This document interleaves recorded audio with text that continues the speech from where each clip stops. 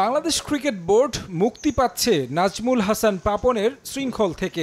রাজনৈতিক পট পরিবর্তনের সঙ্গে দেশ ছেড়েছেন পাপন। ক্রিকেট বোর্ড ঢেলে সাজানোর পরামর্শ দিয়েছেন নতুন ক্রীড়া উপদেষ্টা আসিফ মাহমুদ সজীব ভুইয়া। লিগ্যাল ফ্রেমওয়ার্কের ভিত্তিতে কাজগুলো করতে হবে। নাজমুল হাসান পাপনের জায়গায় কে আসতে পারেন দায়িত্বে? আলোচনায় বেশ কয়েকটি নাম, তবে তিনজনকে নিয়ে এখন ক্রিকেট পাড়ায় বেশ গুঞ্জন। তাদের মাঝে সবচেয়ে বেশি আলোচিত সাবেক অধিনায়ক ও প্রধান নির্বাচক ফারুক আহমেদ। সরকারের উপর মহলের সঙ্গে আলোচনা হয়েছে বলেও জানা গেছে। সাবেক ক্রিকেটার ফারুক আহমেদ এর আগে ২ মেয়াদে বিসিবির প্রধান নির্বাচক হিসেবে দায়িত্ব পালন করেছেন। প্রথম মেয়াদে ২০০৩ থেকে ৭ পর্যন্ত, আর দ্বিতীয় মেয়াদে দায়িত্বে ছিলেন ২০১৩ থেকে ১৬ সাল পর্যন্ত। নাজমুল আবেদিন ফাহিমও রয়েছেন এই তালিকায়। বিসিবিতে কাজ করেছেন লম্বা সময়।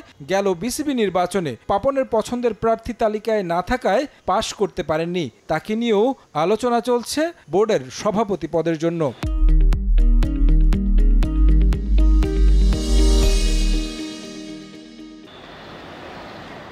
সাবেক অধিনায়ক তামিম ইকবালের ক্রিকেট ক্যারিয়ার দোদুল্যমান। অভিমান করে অবসর নিলেও সাবেক প্রধানমন্ত্রীর পরামর্শে ফিরেছিলেন আন্তর্জাতিক অঙ্গনে। এরপর অবশ্য বোর্ডের নানা রাজনীতির শিকার হয়ে খেলা হয়নি গেল ওয়ানডে বিশ্বকাপ সহ আর কোনো ম্যাচ। তিনিও বিসিবির সভাপতি পদের জন্য রয়েছেন আলোচনায়। অবশ্য পরিবর্তন আনতে সাবধানী হতে হবে ক্রীড়া মন্ত্রণালয়কে, কারণ আইসিসির নিয়ন্ত্রণাধীন হওয়ায় চাইলেও নির্বাচিত বোর্ডে হস্তক্ষেপ করতে পারবে না সরকার। তাহলে পড়তে হবে ক্রিকেটের নিয়ন্ত্রক সংস্থার নিষেধাজ্ঞায়। পরিচালকদের বাদ দিয়ে বাইরে থেকে সভাপতি করতে চাইলে উপায় আছে একটাই, সেক্ষেত্রে এনএসসি বা জাতীয় ক্রীড়া পরিষদ কোটায় কাউকে নিয়ে আসতে হবে। এখানেও আছে সমস্যা। এই মুহূর্তে বোর্ডে এনএসসির পরিচালক ২ জন, জালাল ইউনুস এবং আহমেদ সাজ্জাদুল আলম ববি। তাই নতুন কাউকে আনতে হলে পদত্যাগ করতে হবে তাদের। যতটুকু জানা গেছে সে কাজ ইতোমধ্যেই শুরু করে দিয়েছে যুব ও ক্রীড়া মন্ত্রণালয়।